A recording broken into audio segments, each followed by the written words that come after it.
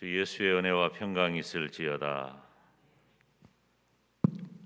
여러분 한번 따라서 합시다. 소원을 말해봐. 여러분 소원을 지금 말하고 계십니까? 그 소원의 범위가 무엇이고 어떤 것을 여러분의 소원이라고 여러분은 스스로 규정하고 있습니까? 어제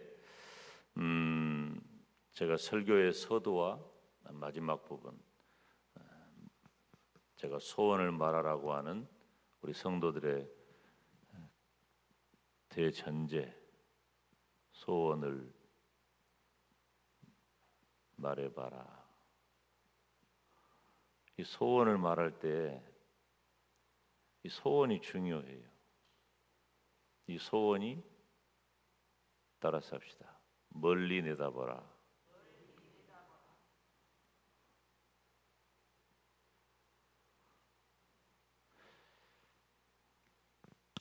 여러분, 내 소원을 말하는 시간 제한이 있느냐 하는 거죠.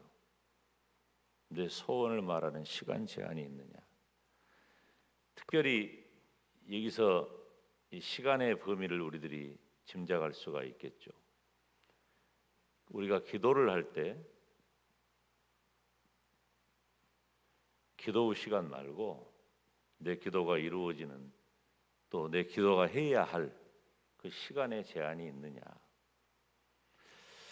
저는 여러분들에게 우리가 기도하는 이유가, 또 기도를 조금 이따도 언급하겠지만은 우리가 이 기도를 누구에게 하냔 말이죠.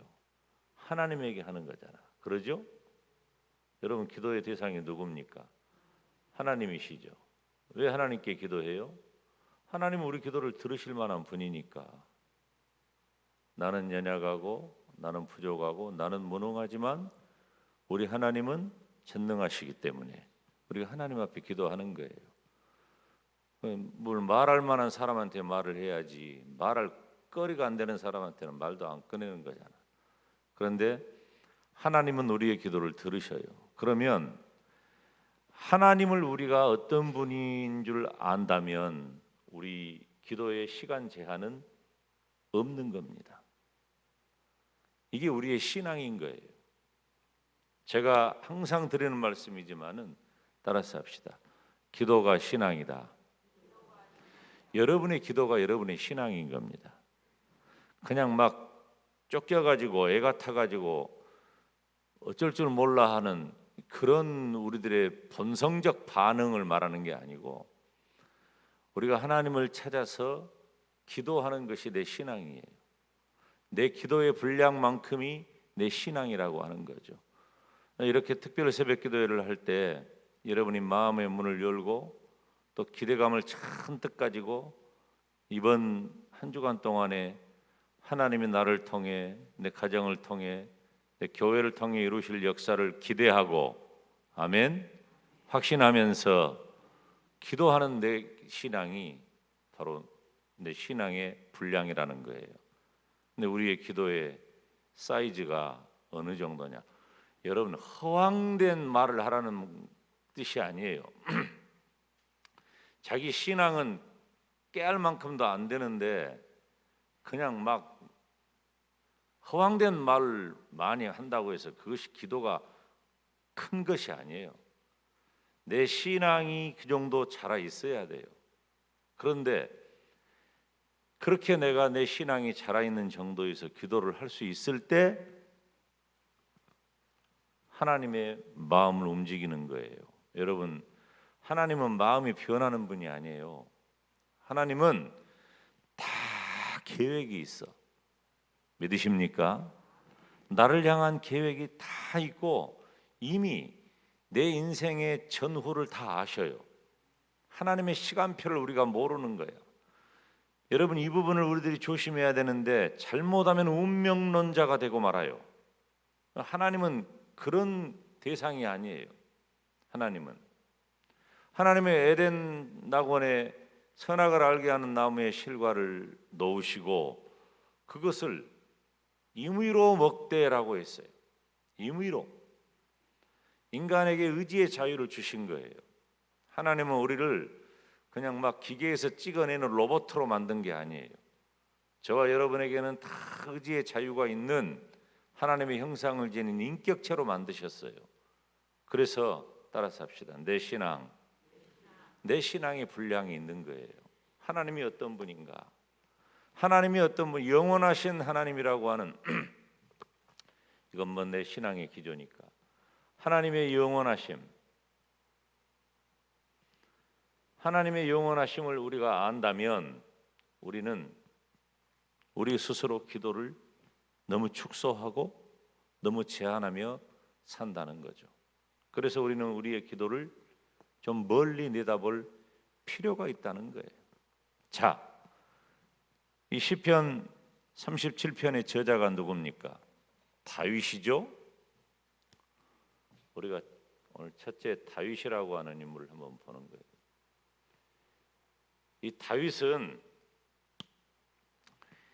이 다윗이 어제도 그런 말씀을 드렸는데 우리가 다윗이라고 하는 인물을 살피면서 다윗의 신앙을 드러낼 만한 그런 이야기를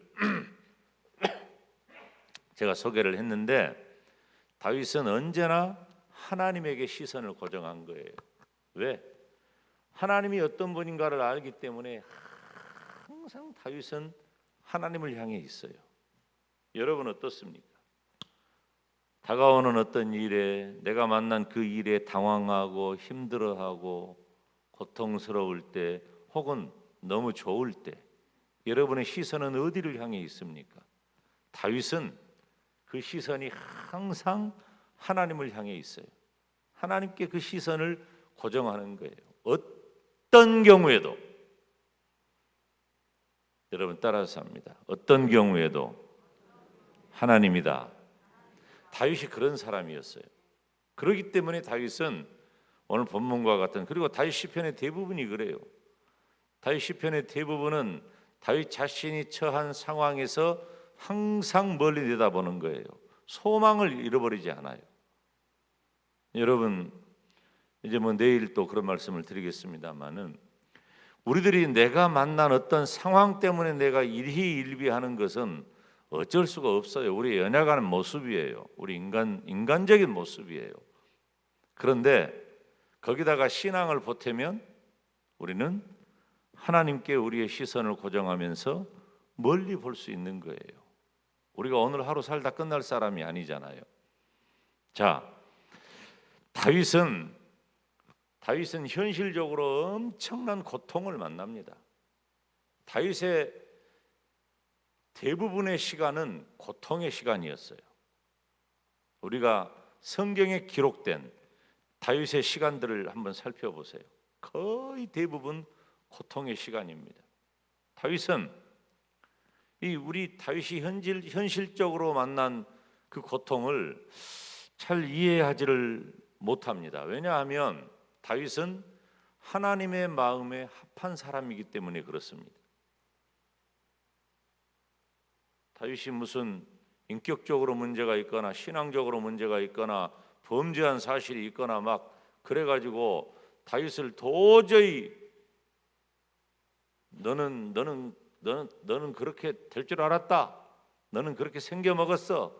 이럴 만한 사람이 아니란 거죠. 누가 보아도 다윗은 사람의 눈에 보이지 않는 하나님의 마음에 합한 자였습니다.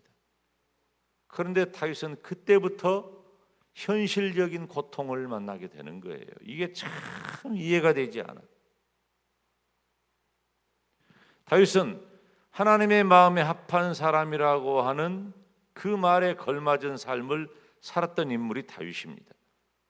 그런데 다윗이 차기 이스라엘 왕이라고 하는 그 영광스러운 사람이 되었을 그때부터 상상하지 못할 고난이 시작이 되는 거예요. 이건 참 이해가 되지 않아요. 이해가 되지 않는 것은 김 목사고 다윗은 어떻게 했을까요? 다윗은 그것을 이해 못하는 사람이 아니었다는 거죠. 다윗은 어떤 경우에라도 하나님 앞에 다윗은 어떤 경우에라도 하나님 앞에 감사했고 찬양했고 기도했어요.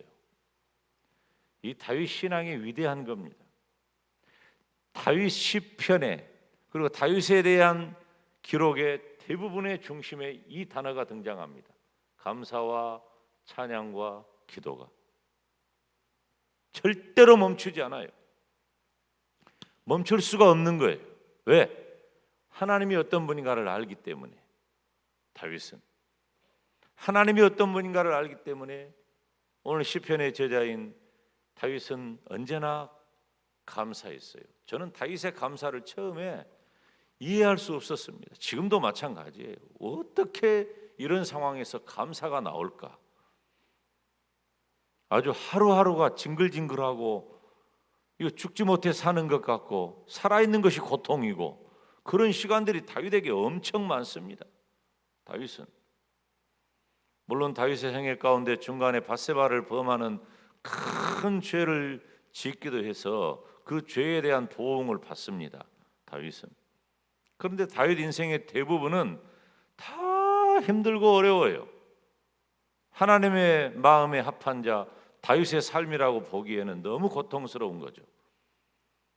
그런데 그렇게 억울하고 슬프고 고독하고 비참한 그런 상황에서 언제나 다윗의 입에서 튀어나오는 것은 하나님 감사합니다. 하나님 찬양합니다. 그리고 항상 포기하지 않는 미래에 대한 기도가 있었다는 거예요. 여러분, 지금 우리는 다윗처럼 감사하고 있는가? 찬양하고 있는가? 기도하고 있는가? 이번 한 주간 동안에 우리 인생을 바꿀 만한 그런 기도의 사람으로 우리는 다시 내 온몸과 마음의 체계를 바꿔버려야 돼요. 이것이 내 마음속에 유전자로 형성이 되도록 우리는 하나님께 감사하고 하나님을 찬양하고 하나님께 기도하시기를 주님의 이름으로 축원합니다. 우리가 이 시편의 저자인 이 시편 37편의 저자인 다윗의 입장을 살펴봤어요. 항상 잊지 말고 여러분 내 형편 때문에 끝난 게 아닙니다. 멀리 내다봐야 된다. 두 번째, 멀리 내다봐야 할 우리들의 신앙에는 바로 재림 신앙이 있는 거예요. 여러분, 다시 오신다는 주님의 말씀을 지금도 우리는 붙잡고 기다리고 있습니다. 우리 주님은 올라가심을 본 그대로 다시 오실 줄로 믿습니다. 제가 고등학교 시절에 접한 손양원 목사님의 주님 고대가는 제 신앙의 한 꼭지처럼 됐어요. 그것은 이 김 목사가 가지고 있는 신앙의 굉장히 중요한 한 부분이에요. 여러분, 예수님을 믿는 성도에게 있어서 예수님께서 다시 오신다는 재림 신앙은 우리들 신앙의 최종의 목적지입니다. 다른 표현으로 말하자면은 궁극적인 지점이 바로 궁극의 목표가 바로 예수님의 재림이라고 하는 거예요. 더 이상은 없어요. 더 이상은 이 땅에 존재하는 모든 성도, 모든 인류가 경험할 가장 최종의 것은 바로 예수님의 재림이에요. 그래서 우리들이 멀리 내다볼 수밖에 없는 것은 아직 주님이 오시지 않았어. 그래서 우리는 주님 오실 때까지 다시 오실 주님을 기대하고 소망하면서 기도하는 거예요. 그래서 우리는 기도할 때 간절히 주님의 재림을 소망하면서 기도해야 돼요. 물론 하나님의 시간표가 있지요. 그런데 우리가 왜 우리 주님 다시 오실 것을 소망하며 간절히 기도해야 할까요? 그것은 바로 우리가 살아가는 이 시대, 이 영적인 신앙적인 환난의 때에 이것을 이겨내는 힘은 예수님의 재림밖에 없어요. 재림 신앙밖에 없는 거예요. 여러분, 무엇으로 이겨낼 거예요? 다시 오실 우리 주님이 아니라면 우리가 무슨 소망이 있습니까? 아무 아무 소망이 없습니다. 그런데 우리 주님은 반드시 다시 오십니다.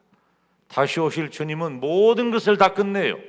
모든 악을 다 끝내고 주의 백성들의 손을 붙잡고 모든 것을 다 이루어 주시고 다 끝내 주신단 말이에요. 더 이상 비참함도 고통도 시험도 유혹도 문제도 다 없어요. 그래서 우리는 그리스도와 함께 영원히 왕노릇하게 될 줄로 믿습니다. 그래서 우리들은 예수 그리스도께서 다시 오신다는 재림신앙을 가지고 멀리 내다보는 거예요. 자, 세 번째, 마지막. 이제 이번 한 주간 동안 우리가 간절히 함께 기도하기를 원하는 거예요. 우리들의 자녀선을 위하여.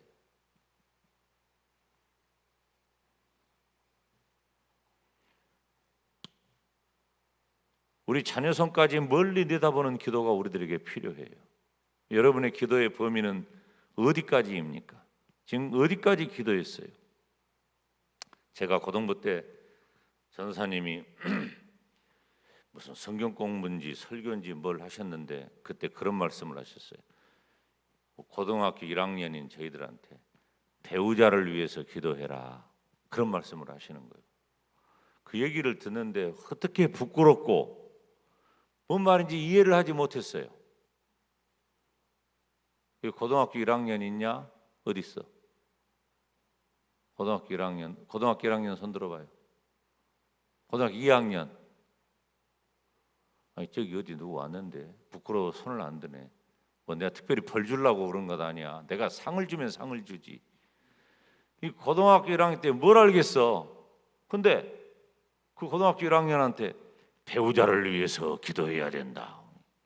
남자들은 좀 짓궂으니까 시끌시끌한다 그러지만 여학생들은 그냥 부끄러워가지고 말도 못 꺼내. 그 시절에는 또 그랬잖아요. 요즘은 뭐 다 얘들이 그때보다도 성장의 속도나 생각의 범위가 훨씬 열려 있어가지고 지금은 좀 시대가 다르지만, 그런데 여러분 봐요. 제가 지금 보니까 저한테는 너무도 중요한 현실이에요. 내가 이것을 알았다면 나는 그때부터 내 배우자를 위해서 날마다 기도했을 거예요. 이렇게 중요한 줄 알았다면 날마다 기도했고 생각날 때마다 기도했을 거예요. 근데 제가 전사님이 배우자를 위해 기도해라 하는 그 가르침을 듣고도 나 기도 안 했어요, 별로. 근데 진짜 하나님이 알아서 잘 인도해 주셨으니까 이만하기를 다행이지. 여러분, 이렇게 미래를 내다보는 우리의 기도가 제한적이고 거의 하지 않습니다. 거의 하지 않아요. 여러분 항상 멀리 내다보시기를 바랍니다. 멀리 내다보는 기도를 해야 돼요. 물론 우리는 미래를 알 수 없어요. 미래를 알 수 없어요. 그렇다고 제가 멀리 내다보면서 기도해라고 하니까 막연한 기대감을 가지고 기도하자, 그런 말도 아니에요. 앞서도 말씀드렸듯이 내 기도를 들으시는 분은 하나님이십니다. 여러분, 지금 하나님께서 주의 종을 통해 여러분에게 이 말씀을 전하고 있는 겁니다. 얘들아, 너희들의 기도는 내가 듣는다. 너희는 나에게 하는 기도를 한단다. 지금 그 말씀을 하시는 거예요. 우리의 기도를 들으시는 분은 하나님이셔요. 그래서 우리가 하나님께 기도하는 거예요. 하나님께 기도하기 때문에 성도는 모든 것을 기도할 수가 있어요. 모든 것을. 제가 어제 기도 카드를 작성해서 제출하라고 할 때 어떤 말씀을 드렸어요? 여러분의 자녀 손들을 위해서 구해야 할 바를 자세히 기록해서 제출하라. 담임 목사가 한 주간 동안 기도하겠다. 그 기도가 어떤 기도인지 모르겠지만은 그 기도에 따라서 계속해서 가지고 갈 기도도 있고 또 한 주간 동안 집중적으로 할 기도도 있어요. 중요한 건 뭐냐면 우리가 내 자녀 손들을 향하여 멀리 내다볼 수 있는 그런 기도가 필요하다고 하는 거예요. 사랑하는 여러분, 우리 기도는 하나님이 어떤 분인가를 안다면 제한되지 않습니다. 제가 전도사님이 배우자를 위하여 기도하라 40년도 더 됐어요. 40년도 더 됐다니까. 40년 전에 40년 후인 지금을 상상이나 했겠어요? 그런데 어느새 현실이 되어 있다니까. 어느새 현실이 되어 있어요. 우리 교회 식구들, 장로님들하고 이 얘기를 하다 보면은 뭐 우리 교회가 과거에 어떠했다라고 하는 것을 어느 정도 짐작을 하지요. 지금의 이 시대가 이런 상황이 될 것은 상상도 못했어요, 그때는. 그래서 우리는 미래를 생각하지 않을 수가 없는 거예요. 오늘을 살면서 미래를 봐야 돼. 인간 존재는 이 개, 돼지, 짐승들은 그날 먹고 끝나. 미래가 없어요. 그런데 우리 인간 존재는 하나님이 미래를 계획하고 생각할 수 있도록 은혜를 주셨단 말이에요. 그리고 하나님을 신앙하는 믿음을 주셨다는 것이죠. 사랑하는 여러분, 이번 한 주간 동안에 기도하시기를 바랍니다. 소원을 말하시기 바랍니다. 멀리 내다보시기를 바랍니다. 그래서 저와 여러분이 하나님, 이번 한 주간 동안 내가 하나님 앞에 기도하며 소원을 말할 때, 멀리 내다보는 기도를 할 때 내 자녀 손들에 이르기까지 복을 주시옵소서. 여기 오늘 우리가 함께 읽은 이 말씀은 다윗이 무엇을 향하고 있어요? 자신의 현실적인 고통과 불평과 좌절과 슬픔과 비참함 가운데서 의인의 후손을 향하고 있잖아요. 저와 여러분에게도 지금 이 시대에 내가 만난 힘들고 어려운 그런 상황을 다 내딛고 저와 여러분의 시선이 멀리 바라보고 후손을 향하면서 내 자녀 손들이 주 안에서 복을 받게 하여 주시옵소서. 하나님, 내 자손이 주 안에서 복을 받게 하여 주시옵소서. 다 같이 두 손 들고 이번 한 주간 동안 멀리 내다보는 기도의 승리자가 되게 해달라고 주님 이름 부르며 기도의 자리로 나갑니다. 주여, 주여, 주여.